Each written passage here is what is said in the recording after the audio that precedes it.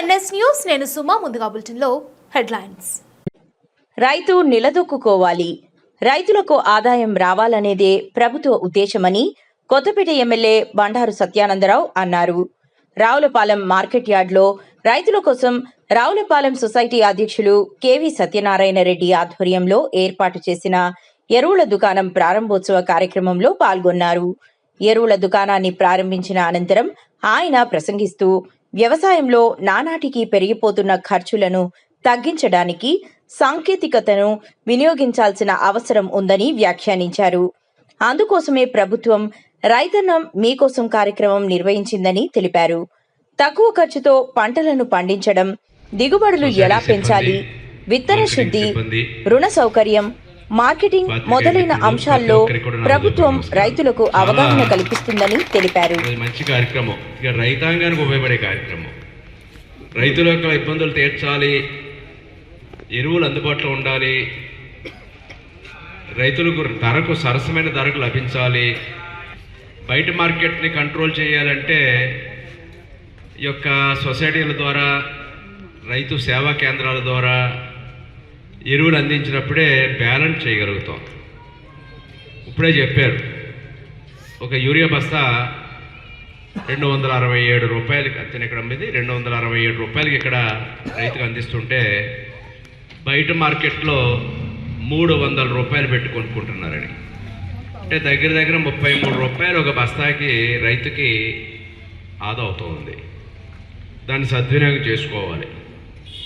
అందుకే మీకు ఎంత సరిపడా స్టాక్ కావాల్సి ఉన్నా, ఇందాక వేరే అనుమానం కూడా చెప్పారు, ఎవరైనా పట్టుకెళ్ళచ్చు, ఒక ఆధార్ కార్డు కావాలి, ఎక్కడి వారైనా ఎవరైనా పట్టుకెళ్ళచ్చు.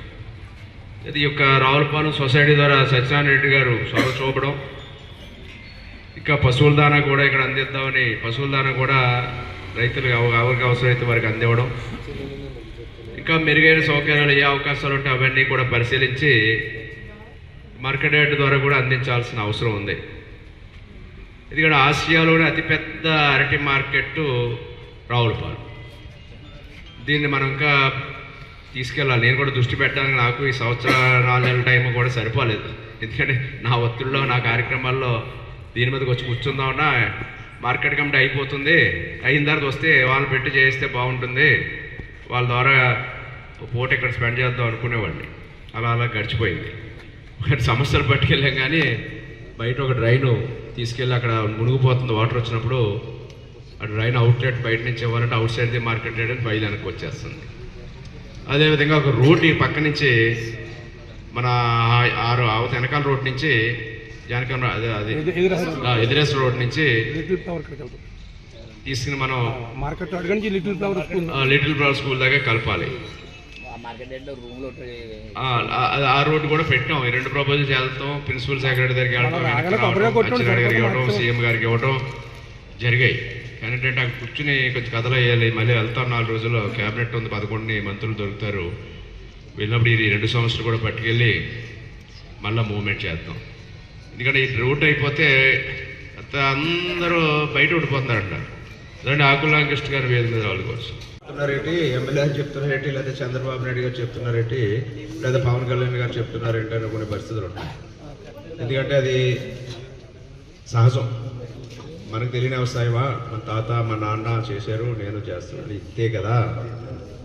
కానీ అంతేలోనే ఏముందో తెలుసుకుని చేసుకోగలిగితే డిమాండ్ ఆధారిత పంటలు, ఏ పంటకి డిమాండ్ ఉంది, ఏ పంటకి రేట్ వస్తుంది, పంటల మార్పిడి మార్చుకోవడం, ఇక్కడ అవసరాన్ని బట్టి ఏ పంటకి సూట్ అవుద్ది, ఇంకా రకరకాలు ఉన్నాయి. దాని మీద మళ్ళీ ఈ ఫుడ్ ప్రాసెసింగ్ యూనిట్లు ఉన్నాయి. ఎవరైనా ఫుడ్ ప్రాసెసింగ్ యూనిట్లు కూడా పెట్టుకుంటే వడ్డీ రుణాలు ఉన్నాయి. ఒక వస్తువు తయారు చేసిన పంటను తయారు చేసిన పంటని వాల్యూ విలువ ఆధారితంగా వాల్యూ యాడ్ చేయడానికి చాలా ఉంటాయి. గ్రైండింగ్ చేసుకునేది, ఇప్పుడు పసుపు వేస్తారంటే పసుపు గ్రైండింగ్ చేసుకోవచ్చు. ఇక్కడ మన సైడ్ మిర్చి అవి ఉండవు, కానీ ఇలాంటి రకరకాలు ఉన్నాయి కొన్ని చేసుకొని. అలాగే బనానా మీద కూడా చాలా ఆధారిత పంటలు ఉన్నాయి. మన ఎవ్వరూ అంతవరకు వెళ్ళలేదు, కొన్ని చోట్ల ఉన్నాయి. అలాగే కొబ్బరి ఉంది, కొద్దండి ఇదంతా చేస్తుంది. కొబ్బరి మీకోసం అనే కార్యక్రమం కూడా జరిగింది.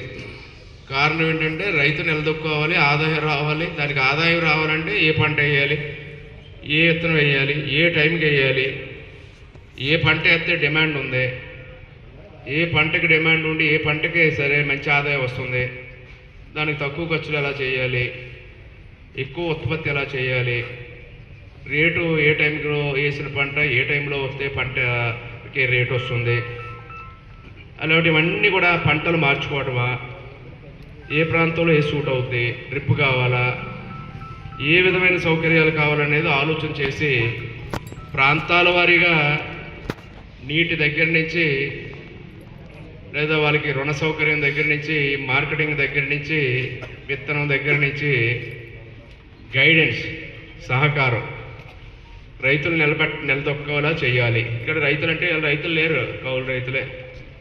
రైతులు ఆవిడ కూడా ఏంటంటే ఆవిడగాడుతులు ఏదో దీని మీద ఏం ఆదాయం ఆశించక్కర్లేదులే అని ఏదో నామమాత్ర వ్యవసాయం కింద మారిపోయింది.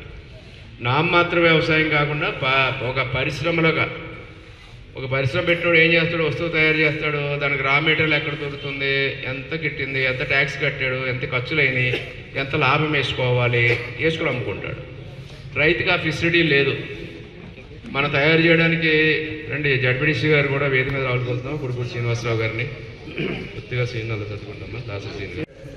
ఆ ప్రాసెస్ చేసి అందరూ చేయలేరు. అది ఓపుకున్న వాడు చేసుకుంటే రైతు కొంత పెట్టుబడి పెట్టి 4 మనుషులు ఉండి కాస్త స్థలం ఉండి చేసుకోగలిగిన వాడు చేసుకుంటే ఒక 20 మందో 25 మందో రైతుల దగ్గర పండిన ప్రొడక్ట్ తీసుకుంటే ఈ చేసుకున్న అతను మంచి రేట్ వాళ్ళకి ఇవ్వగలుగుతాడు, ఈ చేసుకున్న అతనికి కూడా లాభం వస్తుంది. ఒక 10 మందికి ఉపాధి, వాళ్ళకి ఉద్యోగాలు ఉపాధి కూడా ఇవ్వగలుగుతాడు. అరటి ఉంది, అరటి క్లస్టర్ కింద పెట్టాలి.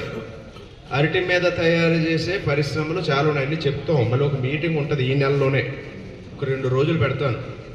ఈ అరటి మీద ఏ రకంగా చేయొచ్చు, చిప్స్ చేయొచ్చా, పౌడర్స్ చేయొచ్చా, అరటి తొక్క నుంచి ఏం చేయొచ్చు, అరటి డొప్ప నుంచి ఏం చేయొచ్చు, అరటి పండు నుంచి ఏం చేయొచ్చు, బనానా పౌడరా లేదా బనానా చిప్సా మార్కెటింగ్ చేసి ప్యాక్ చేసి మార్కెటింగ్ చేయటమా, ఇలాంటి రకరకాల ప్రొడక్ట్స్ అరటి మీద ఉన్నాయి. అలాగే కొబ్బరి మీద 17 రకాల ఉత్పత్తులు చేయొచ్చు. పీచు కాడి నుంచి డొక్క కాడి అన్ని రకాల అనేక రకాలు ఉన్నాయి. చెప్ప కాడి నుంచి చెప్ప పౌడర్, లేకపోతే కొబ్బరి పౌడర్, కొబ్బరి పాలు, కొబ్బరి నీరు, కొబ్బరి జున్ను. ఫుడ్ ప్రాసెసింగే కాదు, ఎక్స్పోర్ట్ చేసుకోవడానికి కూడా చాలా రకాల అవకాశాలు ఉన్నాయి. అవి పెద్ద స్థాయిలో కోట్లు, మన ఎక్కడ లక్షల కోట్లు. మన రావులపాలెం సొసైటీ అధ్యక్షులుగా మరి జిల్లా డిసిఎంఎస్ చైర్మన్గా పనిచేసినటువంటి మిత్రులు సీనియర్ నాయకులు శ్రీ కేవి సత్యనారాయణ రెడ్డి గారు, గ్రామ ప్రథమ పౌరురాలు శ్రీ మట్ట లక్ష్మి సత్యవతి బాబ్జీ గారు, సొసైటీ సభ్యులు శ్రీ దాసరి సీని గారు, చెన్ని జక్కంపొడి నాని చెన్ని గారు, ఆత్మ కమిటీ చైర్మన్ శ్రీ బాలాజీ గారు, పార్టీ మండల పార్టీ అధ్యక్షులు సోపిశెట్టి ప్రసాద్ గారు, శ్రీనాథ్ గారు, మార్కెటింగ్ కమిటీ సెక్రటరీ వర్మ గారు, పట్టాభి గారు, కాశీ గారు, బాబ్జీ గారు, సతీష్ రాజు గారు, సత్యప్రసాద్ గారు, వెంకటస్వామి గారు, చిన్నారావు గారు, నామాలేసు గారు, నాగేశ్వరరావు గారు, కోట వెంకటేశ్వరరావు గారు, కాసిరెడ్డి గారు, శ్రీనివాసరెడ్డి గారు, దుర్గ గారు, ఇంకా చాలామంది నాయకులు, ఆచార్యరెడ్డి గారు, మొత్తం అందరూ ఇక్కడ అటెండ్ అయ్యారు. బాలరాజు, మన శ్యామ్ గారు, రాంబాబు.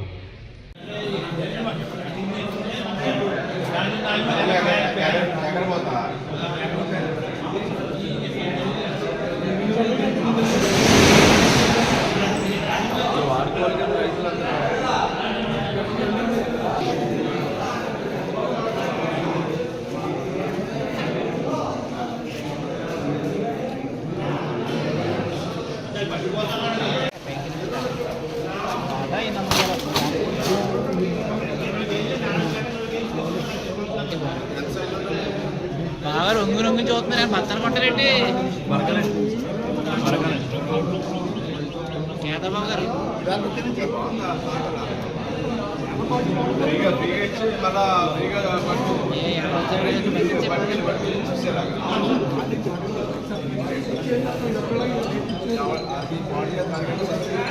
ఏ